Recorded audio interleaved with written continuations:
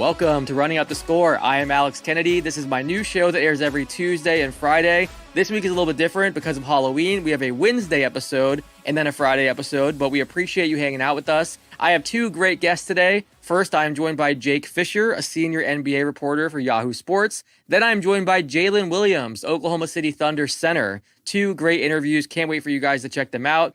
Let's start with Jake Fischer. Jake, thanks for joining me. How are you? I'm hanging in, buddy. How are you? I'm doing well. Appreciate you being here. This is your flu game. You mentioned you're sick, so the fact that you're still jumping on means a ton to me. We won't keep you here too long. I want to start with this trade that just happened 2 a.m. recently. The Clippers, Sixers, and Thunder. Obviously, James Harden finally gets his wish going to L.A.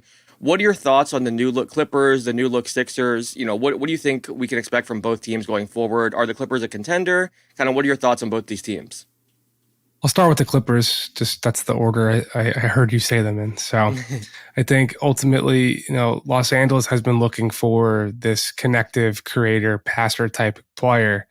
A point guard, I mean, it didn't have to be a point guard. They needed somebody to, but obviously, traditionally, those are the skills and the roles that a point guard provides to a lineup. And the Clippers have never really had that in this whole 5 years of Kawhi Leonard and Paul George playing together in Los Angeles. So there might not be a better player to do that in last season's league leader in assists. There is going to be, I think, some growing pains with trying to incorporate another big personality, another ball dominant player, but Harden has done it in the past. When he first got to Brooklyn, he was that connective point guard type player that the Clippers were hoping he would be. He really did take a step back in terms of creation stuff to try to supplement Joel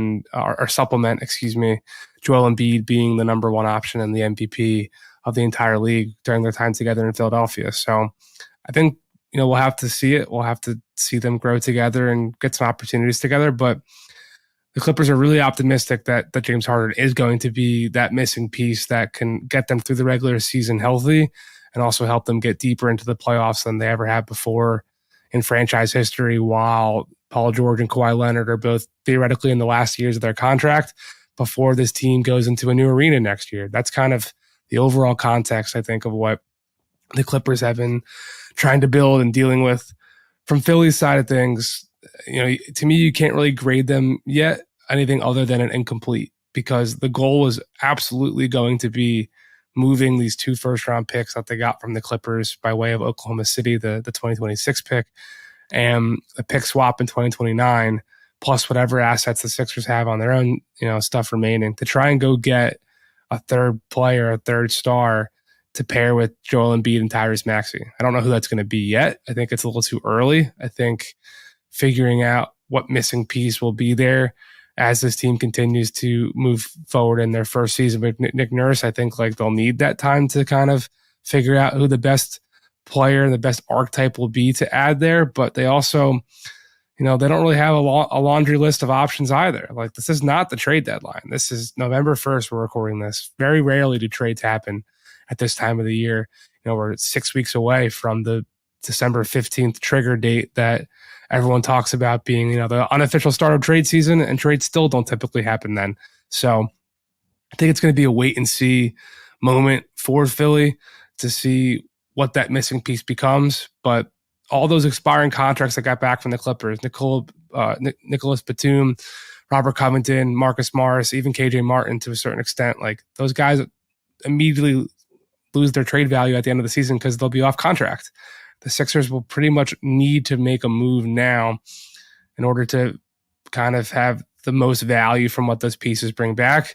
And if not, they'll have a massive amount of cap space next summer, but there's a risk in waiting that long and wasting, in theory, another year of Joel Embiid's prime, hoping to bring upgrades that have been promised to him. So I do expect a trade will happen between now and the deadline. I just don't know when or don't know who.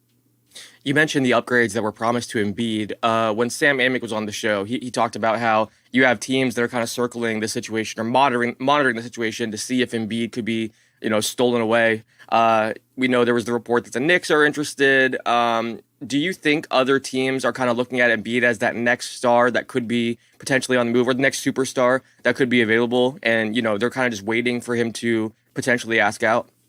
For sure. I mean, look, even Giannis re-signing in Milwaukee, teams are still hoping and looking and monitoring if he's going to become available. Like that's just how this game works. I think if you are stacking your chips and expecting and believing that you'll have an opportunity to go and trade for one of those guys when they become available, you're going to be paying attention to all those situations. You're going to be sending your intel front office staffers around the situation and try to figure out who you can whisper some sweet nothings in some trainer or some former college coach or whatever's ear to try to get back to Joel, to try to get back to Giannis, to try to get back to Luka. Like that stuff's just always going to be happening no matter what, especially when that player is an MVP, especially when that player is on a team that is kind of being considered going through like a transitional period. Some of the players that have kind of come up early on, I know it's obviously going to be tough because, to your point, a lot of trades don't happen early, but some of the guys have been mentioned, Zach LaVine, DeMar DeRozan in Chicago, I think is also, worth, monitoring. You have Pascal Siakam, OG Anunoby. What are the latest on those situations? When Sam was on, he was saying he wouldn't be surprised if LaVine and or DeRozan could be moved this year. That could be like a this season kind of thing. And I'm sure if you're Daryl Morey, those are some of the names that you're kind of looking at. What do you think of those situations? And, could we see a trade happen at some point this year, next offseason, based on what you're hearing? I've been reporting since July that Chicago's been exploring Zach LaVine's trade market, and I don't think that's really a secret around the league right now. Just he's got a massive contract. I think he still has 4 years left at roughly $40-50 million per AAV. So I just don't see that as a natural fit for Philly, especially, the Sixers are going to be looking at a team or looking at players that can help them win a championship right now. And any team that's looking to acquire Zach LaVine has to look at the fact that he's been on one winning team his entire career. And for all the talent, for all the athleticism, I mean, this is a game, this is a league and a game about winning. Ultimately, you can make a ton of money. You can make all-star games. You can win dunk contests. You can have a bunch of endorsement deals. But until you actually win games, like a lot of executives are going to have demerits on your resume before that. So I think DeMar is the fact that he's in the last year of his contract makes him just more feasible of a trade target for anyone. He's also been there, done that from a winning standpoint. He hasn't advanced to the finals, but I mean, everyone knows those Raptors teams until he got traded were LeBron's biggest foible for a while, and he did help San Antonio make repeated trips to the postseason. He's been one of the best closers, kind of like the Joe Johnson of this era, if you will. With Toronto, I mean, the Raptors thing is just going to be about whether that front office decides to blow things up or not. They've kind of been sitting on this fence and deciding which direction to go for about 2.5 years now. And they didn't trade Kyle Lowry at the deadline in 2021. They let him basically walk out the door for a sign and trade the next summer. They didn't trade Fred VanVleet. The Clippers were looking at Fred VanVleet all the way back in February. And there are other teams that surely were calling and checking and trying to see if they could have gotten him. And he doesn't even leave by sign and trade. He walks out the door and the Raptors get nothing back. So now that OG Anunoby and Pascal Siakam are both in the last years of their deals, I think they're 2-2 as we record this. They're not exactly at the bottom of the Eastern Conference, but they still haven't looked from the brief glimpses I've watched of them. And they have a first-year head coach in Darko Rakovic, and they're still kind of establishing what that identity is going to be. But I don't think Toronto has looked anything like a surefire playoff contender where that front office is going to be batting away, any incoming calls come February at this point. So to me, it's just a matter of what the Raptors decide. Will they go full rebuild, full tank mode around Scotty Barnes, or will they try to keep running this thing back? But I don't think there was any real definitive contract extension conversations with Pascal and his people in Toronto. And OG Anunoby told the Raptors whether he was offered the deal or whether he just gave the inclination, like there was no extension happening there either on his side of things. So they're both going to be free agents next summer. If the Raptors aren't in a position where they think that they should be bringing them back or they can be bringing them back, I do think this trade deadline is probably the highest likelihood of seeing those guys move compared to years past. Chris Herring had a great article looking at just their struggles early on. I think they're shooting 30% from the field when they're driving to the rim, which is crazy. And then they're worse in the league in half court offense. They've really been struggling there. So yeah, definitely not the start they hoped for. I think, let me check. They're 1-3 right now. So not the Okay, start they one were and looking three. for. Yeah. And then just with the offensive struggles, and it just seems like they're not a team that's, headed in the right direction. So I would not be surprised if they blow it up. That's an interesting one to watch. I'm curious, you talk to a lot of executives and scouts and different front office people. Is there a player that maybe fans perceive or value one way, but people in front offices value a different way? Because we see it sometimes in the draft, like, a team will reach on a player and they're just much higher on that guy than the general consensus or than fans thought. But is there anyone that comes to mind like that maybe executives and scouts perceive or value much higher than fans or just other, people just watch from the outside looking in? Um, that's a tough question. I'm gonna rack my brain here for all I keep. I mean, I think Tyus Jones might be someone Mm-hmm. that a team could look at come the trade deadline. Like he is definitely just a table setter, floor raiser, point guard that can kind of. I mean, every time John Morant went out in Memphis, he stabilized the ship. He kept everyone involved, all that type of stuff. And I'm not saying not having Tyus Jones in Memphis is the reason why the Grizzlies are 0-4 right now, but I do wonder if that absence and their lack of success might further bolster people's valuations of Tyus, where he didn't get traded for too much this summer. He was part of that 3-team deal that brought Marcus Smart to Memphis and Kristaps Porzingis to Boston. So he's kind of like been parked in Washington right now, where he's has an opportunity to be a starting point guard for the first time in his career. But other than that, I think, I'm not expecting him to be like the biggest needle mover, but I do think we could see a team try to reincorporate him into a winning environment come the trade deadline. And we could see, I mean, he's going to be lost in Washington. I mean, they're not going to be very good. And all of a sudden you could see him change teams and have a pretty huge winning impact. Also, like TJ McConnell is someone that I think a lot of teams would be interested in kind of prying from the Indiana Pacers. The Phoenix Suns have definitely had him on their radar. I reported that quite often. But those types of players, like those veteran backup point guards that just make winning plays and are connected players, I think they have much higher regard amongst front offices than your average fan.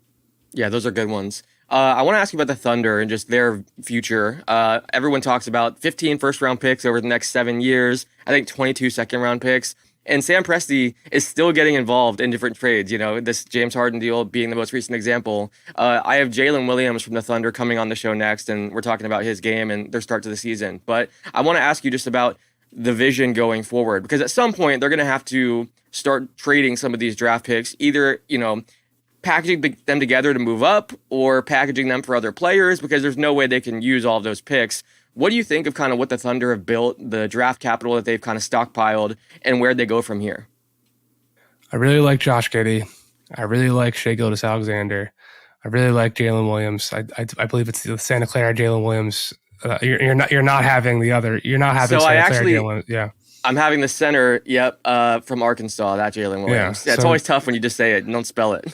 yeah, Santa Clara Jalen Williams, J Dub. I'm a big fan of Arkansas. Jalen Williams makes some fun plays. He's a Boris Diaw type. That's how I used to play. I'm a fan of him. But those three guys, I think, are the real needle movers there. We'll see what happens to Chet. Chet's clearly been an impact player so far. I do wonder what his ceiling will ultimately be without adding some more weight and some more strength, like Nikola Jokic alluded to after their game. But with all the picks, that's why they're doing things like trading a 2026 pick for a 2027 swap. They're doing creative things to try to take higher gambles at the top of the lottery.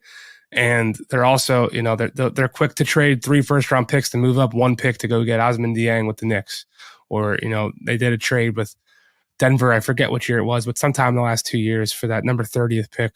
I believe it was the pick 2 years ago that became Peyton Watson. Like they're not just sitting on their hands and letting these picks burn a hole in their pocket. So I understand why certain people could look at it and say, well, the Thunder have to make a trade. They have to do this. I just think they know that they're sitting on all this monopoly money. And whenever there is an opportunity to make a trade, they can just kind of snap their fingers and get it done.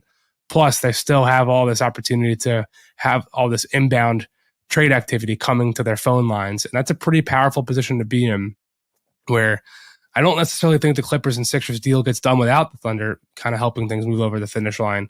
And when you're doing that, you just automatically have opportunities to continually improve your team margin by margin. That is just a massive advantage in a small fixed economy where you only have 30 teams for now that are competing for all these different bites at the apple. There's a limited amount of currency, right? Where every team, in theory, just gets a first and a second round pick every year. So there's only 60 picks to be moved per season, like not in totality, but you kind of get what I'm saying. So yeah. when you have 20 of those 60, they don't have that much, but it starts to warp the math a little bit and the valuations of things that, I think it really does help get things done and kind of establish yourself as a more competitive overall entity.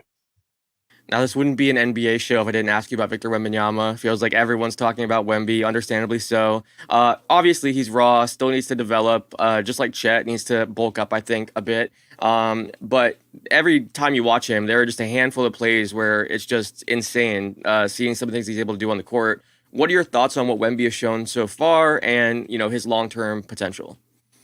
He's looked exactly how I thought he would, where he'd make some jaw-dropping plays like that poster dunk on Phoenix last night. And, the shooting is real. He's not like a 40% knockdown three-point shooter right now, but I think that will come in time. Like, the touch is so soft, the ball handling, he moves like a guard. The defense, how he's getting out there and blocking shots on the perimeter. And also, he just one play with Grayson Allen last night. Allen drove a baseline and he head faked him once and then twice and then thought he had him on the third time, but Victor just stuck up a arm and blocked it. His impact on defense, I think, has been a little bit even better than I thought it would be right away, just because he is so long. As much as you can compare him and Chet, he dwarfs Chet to a certain degree. He's 4 inches bigger than him. His wingspan's longer. It's just, we've never seen anything like him. And watching him in the context of against Phoenix, I do wonder, as he gets stronger, Kevin Durant's not a bully, right? But he's still got strength to use, and he can kind of give a little elbow or a shoulder to shed someone, just to give him enough daylight to pull up from the baseline. Once we see him really be able to do that, I think fans need to start wrapping their head around him being more of a 7'4" Kevin Durant, as opposed to a back to the basket, pick and roll, rim runner type. But he'll be able to do that too. And that's just the real scary thing. At a certain point when he's fully unlocked, he might truly be able to play every position at 7'4", which obviously we've never seen that before. Yeah, it's wild. I love big what ifs. Every time someone's on the show, we had Sean Marion on, and he talked about how he nearly got traded to Boston. KG almost went to Phoenix, and Picks almost went to Minnesota. I asked Tracy McGrady about, forming a big three nearly with Tim Duncan, Grant Hill. I'm a big fan of those kind of things. You mentioned one trade that almost happened, or, could have happened, and it was Fred VanVleet and the Clippers. Since you're so plugged in and are always talking to executives and people in front offices, are there any big what ifs or big trades that nearly happened that maybe the public doesn't know about that, stands out to you in the last couple of years that would have been interesting? The Kyle Lowry stuff we talked about earlier, if he goes to the Lakers at the 2021 trade deadline, the Russell Westbrook stuff never happens. And I do wonder, Westbrook in LA was kind of one of the bigger, storylines of the NBA for the last 18 months before they ultimately traded him to Utah. He got waived. He goes to the Clippers, and now it's kind of hunky-dory. It's a blip on the radar. It's almost like it never happened before. But for a while, those were a long 18 months. And it all could have been changed if Kyle Lowry was there. But also, what if that doesn't go well too? What if, Miami doesn't have $37 million on their books and, they have other opportunities to pivot and go elsewhere? Would Bradley Beal have been a member of the Heat? Those types of things, I think the NBA is definitely a domino effect type league where, one trade doesn't happen, so this trade does, or this guy gets fired and, then this guy gets hired, and then the ripple effects, are what they are. So it is fun sometimes to trace out how those tentacles can stretch. To me, the first one that just comes to mind is, if Kyle Lowry got traded to the Lakers in 2021, I wonder what other ripple effects would have happened from that. Yeah, it's interesting. last night I jumped on an NBA Twitter Spaces, and there were a lot of people on there, analysts that were saying, even though Phoenix hasn't been at full strength and maybe hasn't looked as great as you'd want them to, that they're still their pick coming out of the West to go to the NBA Finals, and that kind of surprised me. I think Denver has looked so dominant. They seem like a perfect team. They have the continuity, the chemistry, and the talent. So I still think Denver comes out of the West, but I'm curious. Obviously, this is way too early. There's been only a couple of games, but who is your way too early NBA Finals pick as of right now? I would agree with you that you got to go with Denver until they're dethroned. Like, they are a well-oiled machine. Nikola Jokic is the greatest player in the world right now, and I will refuse to think otherwise until proven otherwise. In the East, I'm gonna, after just the early sample size, I'm gonna take Boston over Milwaukee right now. I think the Dame addition has been fantastic. I mean, I was there in Milwaukee for the season opener, and to see him do his thing while Giannis is standing next to him is a pretty scary sight. But I just think the overall talent level from 1 through 9 that Boston has, even the Peyton Pritchards and the Luke Cornets that have been there, and they know that system and they know that team. I think as long as they stay healthy, and that's going to be the big if for everybody. I think Boston right now is taking my pick for Eastern Conference champion, and we'll see some Nuggets Celtics right now. I saw Frank Vogel said something earlier today that there's no timetable for the return of Bradley Beal or Devin Booker. Now, I know James Jones and that whole Suns organization can be, a bit quiet with stuff like that. They don't like throwing out details, and that's not too strange for the Suns. But are you hearing anything on that situation? Is that something that we should be concerned about, or does that mean it's probably going to be a week or two? Like any I guess, sources telling you things on that situation? No, I to be honest, I don't typically check in too much on injury stuff. That's just not really my forte. So I got nothing for you there, unfortunately.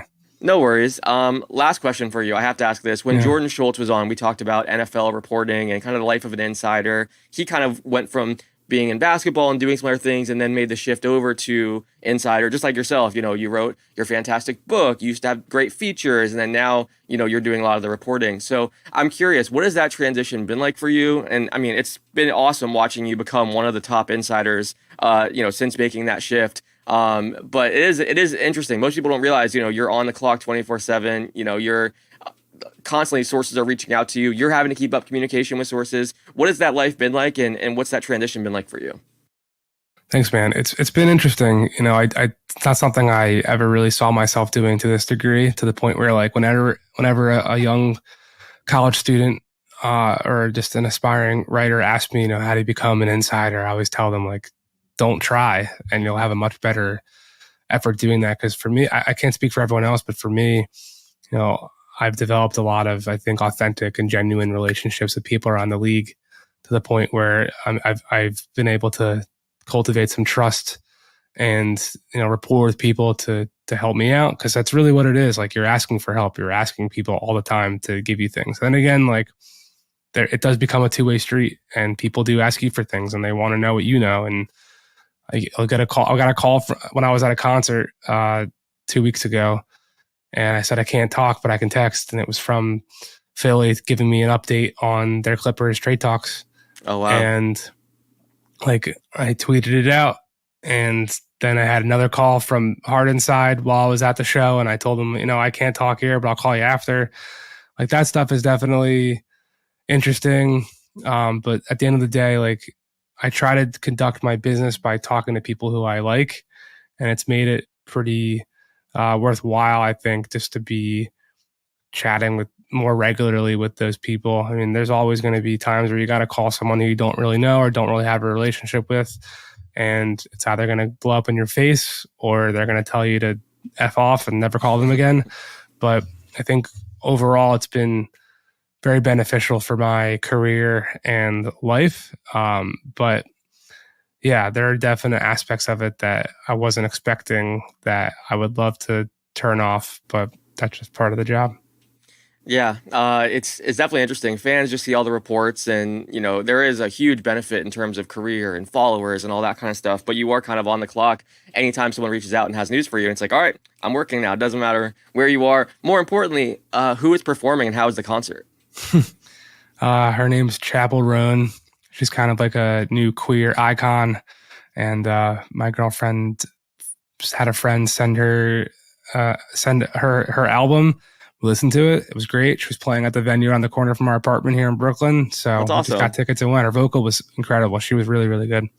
That's awesome. Well, man, it's been awesome to see, again, you breaking so many stories and getting so many big rumors and stuff like that. Everyone, if you aren't already following Jake, make sure you are at Jake L. Fischer. Does a fantastic job. Also, I think still, one of the best feature writers in this business. Like, you're doing a lot of the insider stuff now, but when you do a feature or some of these interview quote-based articles, they're fantastic as well. So I think the versatility is impressive. Where else can people find your work? Can you tell people where they can find all your work? Yeah, I mean, everything I'm doing is with Yahoo right now. We've got, and hopefully for a long time, we've got a pretty loaded podcast channel now called Ball Don't Lie. As you see on my hat, we've got shows Monday and Wednesday with Vinny Goodwill. Dan Devine does Divine Intervention, kind of like a basketball therapy show on Tuesdays. And then Dan and I have No Cap Room on Thursdays. So as many subscribers and 5-star reviewers for the Ball Don't Lie channel that we can get, that'd be great. And yeah, Yahoo Sports, download our app, play fantasy basketball on Yahoo, all that stuff. I actually have my one fantasy basketball league on Yahoo, so I'm doing my part there. There we go. Everyone, make sure you guys are following at Jake L. Fischer. Read his great work at Yahoo. Check out his podcast. Give it a review. Give it a rating. Jake, thanks for your time, man. It's always great chatting with you. Appreciate it. Thank you, Alex. I want to take a moment to thank our sponsor, Prize Picks. If you haven't tried daily fantasy sports on Prize Picks, you're missing out. You pick 2 to 6 players and whether they'll score more or less points than their Prize Pick projection. If you're right, you win big. You can win 25 times your money on any entry. At Prize Picks, you aren't competing against other people, it's just you versus the projections. Prize Picks offers projections on virtually every sport: NFL, NBA, MLB, NHL, PGA, college football, college basketball, overseas basketball, soccer, WNBA, esports, NASCAR, tennis, and more. You can mix and match players from different sports, so you could have Stephen Curry and Patrick Mahomes in the same entry, for example. If you download Prize Picks today and use the promo code RUNNING, they'll double your deposit up to $100. That's the promo code RUNNING, and they'll double your deposit up to $100. It takes 30 seconds or less to build a lineup on Prize Picks. To show you just how easy it is, I'm going to build a lineup right now. All right, so we're on Prize Picks. Thanks to everyone that entered on Monday, by the way, and sent me their lineups. Casey Thompson, Michael Gonzalez, David Rice. Appreciate that. We're going to go blocks, steals. Let's go Chet Holmgren, more than 2.5 blocks and steals. And then let's go over the NFL. I've had a lot of luck lately with these superstars and their receiving yards. So let's go A.J. Brown. Where is he? There he is. More than 94.5 receiving yards. He's been doing it every game. He's been unstoppable. Let's go with a $10 entry. And just like that, we are entered. Thanks to Prize Picks for sponsoring this episode. Use that promo code RUNNING and they will double your deposit up to $100. That is the promo code RUNNING. Let's get back to the show. Jaylin, thanks for joining me. How are you? I'm good. How are you? I'm doing great. So I've been talking about this Thunder team a lot on this show. We kind of chose our surprise teams, and the Thunder were my surprise team. I felt like this could be a play-in team, playoff team. I think everyone kind of talks about the young core and all the future draft picks and stuff like that, but they don't realize the talent that you guys have right now and just how competitive you guys can be. What are some of your goals for this season or expectations that you guys have kind of discussed as a team? Yeah, I think just as a team, we just want to continue to get better. We're still a young team. Nothing changed from last year, and we know that we have to continue to earn respect in this league and continue to get better as a team. And of course, with new pieces, everybody's buying into what we do as Thunder players and what the Thunder and how the Thunder are. And we just want to continue to get better and work on building chemistry and doing things like that. How nice is it to be part of such a young core where everyone's kind of at the same point in their lives, same age? It seems like those are the teams that have been kind of the most close-knit teams over the years because everyone kind of, a lot of times people have families and there's either a lot of veterans and a couple young players, but to have everyone kind of on the same page and around the same age, how nice is that? Honestly, it's great. So coming into the league, I thought it was just going to be like strictly business, like as soon as you join. And of course, I might be lucky just with the team that I'm on, but it was just like a family, like a college environment when I got here, and being with the guys that relate on the same level. We talk about playing video games with each other and things like that. We all have dogs. Just being with a group of guys that have the same things that they like doing as me, it's great. And it honestly helps us on the court. We want to see each other succeed. We want to be happy for each other when somebody makes a shot, just regardless what it is. And I think us being so young, it helps our chemistry even more. I feel like you guys have the best young core in the league because not only do you have a ton of star power, you guys are very deep. I mean, it's really incredible how many great young players you guys have. You know, I see you guys are near the top of pretty much every ranking or at number one on pretty much every young ranking list. What do you think of this young core? And I know you've gotten a chance to kind of grow with some of the guys now over the course of a year. What are your thoughts on just where you guys rank around the league as far as young cores go? Yeah, I think that when we go into games and when we talk about playing other teams, we don't even think about us being young. We try to go into every game with a clear level mindset and just go out there and play our game. At the end of the day, age doesn't really matter when on the basketball court. And I think for a young group of guys, we have a lot of guys that's been around the league and seen different games, been in different situations. Like we've had guys that's been in game sevens in the bubble, and we have guys that's been on different teams. So to be on a young team with this much experience, I feel like we have a lot of guys that know what they're doing. I interviewed you about a year ago, and you said you were, really impressed and surprised with the fan support when you first got to OKC, and just kind of how blown away you were by just how much support there is. Now, having been there for more than a year, what have you kind of seen from that fan support, and just how passionate are those fans? Because people talk about it being a smaller market, but they don't realize just how diehard those fans are. Yeah, the feeling's still the same. The fans love us, and they realize that we love them just as much, and how much they support us. Like we just did our home opener, and it was crazy in there. It was loud. It was sold out.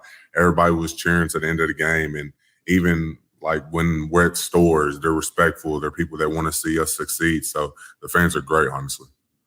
You told me last year that Chet Holmgren's a once-in-a-lifetime player. I think now he just became the first player in NBA history to start his career with 10-plus blocks, 10-plus threes. It's just so special what he can do on the floor. You spent time with him last year, but now that he's actually on the floor and contributing, what have you seen from him on the court and behind the scenes?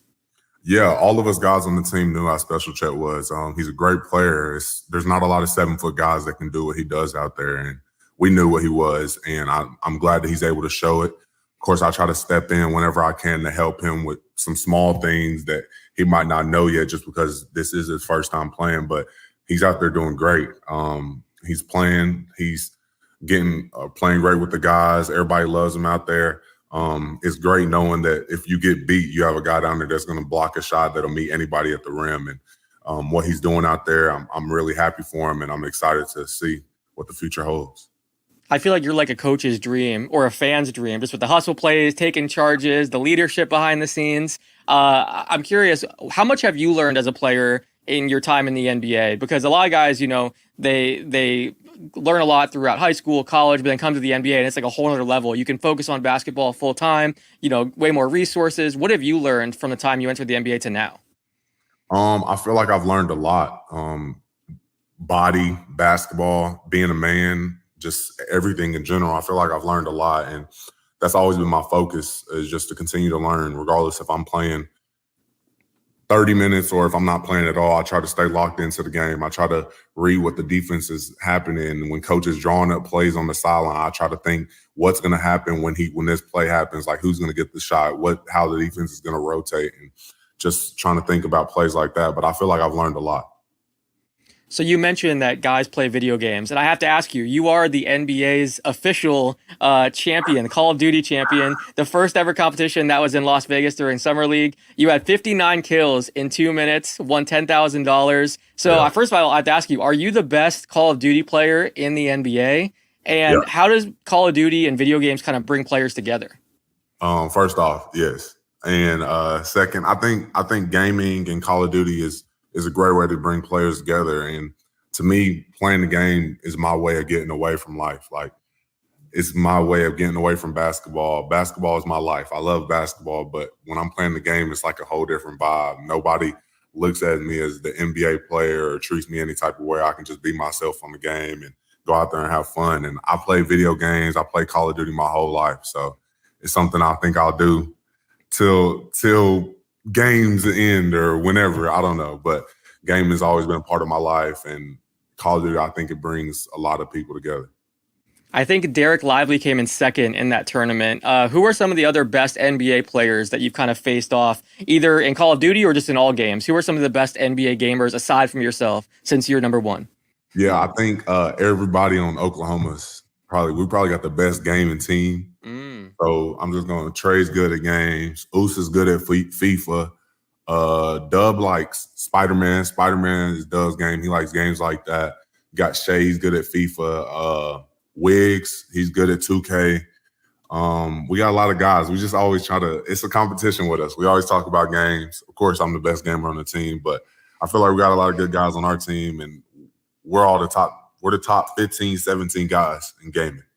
I like it. I like the confidence. I know you're excited about the release of Call of Duty Modern Warfare 3 on November 10th. I heard you got to play a beta version. Is that correct? And how excited are you for the game to come out? I saw it. I didn't get to play it. Yeah, but I'm super excited. I've always been like, I get on there the first day, play campaign, get on there multiplayer, play with my friends on Xbox. I've always done that. And I'm super excited. I think we've been talking about it every day. We just played Warzone last night. So I'm super excited for it. This is the 20th anniversary of COD. So I'm curious, when did you first get into the game? And what are some of your favorite titles, characters, things like that from over the years? Honestly, so all my brothers are 10 plus years older than me. So I grew up watching them play games, and I used to be the annoying brother that sat behind them and asked them, when is it my turn or can I play? And just watching them play. Then finally it was my turn. I got my own system. And the first one I played was Modern Warfare 2. And then Black Ops 2 was my favorite. I play Black Ops 2 all the time. Towns, Origins. I always play zombies maps, and those are my favorite games for sure.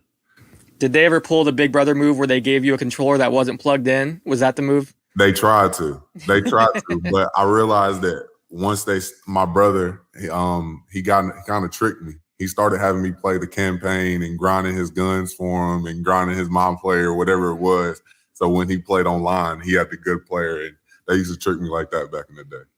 I love it. I've definitely pulled that move with my brother as well. I'm curious. It seems like nowadays there's so many NBA players that are streaming, and not only have we seen streamers and stuff on Twitch that just can kind of make a career out of that and make big money, but a lot of NBA players are doing it too, and it lets them kind of connect with fans. What are your thoughts on just kind of that opportunity for fans to be able to connect with their favorite players, and just how many NBA players we're seeing stream? Yeah, I think it's really cool. I've been wanting to get into streaming just because I play games every day, and it wouldn't hurt just to add a streaming to it. And I've grown up watching YouTube. I watch people play video games, and I think it's awesome just being able to connect with fans through another resource. And I mean, it's just another thing. I want to stream one day. This is a two-part question. A, what's your advice for someone that wants to be able to get 59 kills in 2 minutes? And then B, what's your advice for someone that wants to get better at basketball and someday be in the NBA? All right. To get better at Call of Duty, I think you just play the game. Play the game every day. Have fun. Enjoy it. You can't stress about it. Everybody has been bad at video games, and you just continue to play it, and you get better. You slowly get better. You figure out what guns are better, what attachments are better, what kill streaks help you out, how to move, just things like that. You just continue to play the game. And I think it translates over to basketball too. You work hard, you continue to work. Everybody at one point couldn't shoot, couldn't dribble, couldn't guard. You just continue to work on those things. And the more time you put into something, you're going to get better at it. And will we see you defend your title next year in Las Vegas? I mean, 59 kills, 2 minutes, pretty hard to beat, but will we see you defend that title? I definitely will be there. And honestly, 59 wasn't my best performance. I'm upset with myself because I could have gotten the 60s, maybe 70s. And next year, I will be in the 60s minimum. I like it. I like the confidence. Last question for you. This is kind of more on the basketball side. Again, I mentioned so much of the talk about the Thunder is about, 15 future first-round picks and 1 million second-round picks in the next few years. I'm curious, as a player, what is it like to kind of have that in the future and know that this team has so many picks in the future and can keep adding talent? I mean, I know the fan base and everyone's super excited because the future is so bright. And not only do you have this great young core now, but so many opportunities to improve either through the draft or through trade in the future. As a player that's on the team right now, kind of what is that like to be in that situation and see so many future picks and such a bright future?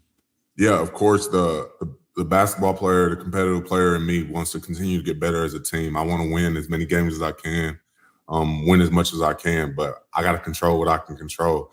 And of course, I want to get better as a team, but I can't. I have nothing to do with the picks, and I just want to focus on basketball. For sure. Well, I appreciate your time, man. This has been fantastic, and good luck next season. With the Call of Duty tournament, of course. Good luck this season in basketball. Good luck next year trying to beat 60 kills in the Call of Duty tournament. Yeah, appreciate you. Thanks so much for your time. Thank you. Thank you to Jake Fischer and Jaylin Williams for hanging out with me. Be sure to subscribe wherever you're watching this. We have new episodes every Tuesday and Friday at 6 p.m. Eastern Time. Until next time, thanks for watching.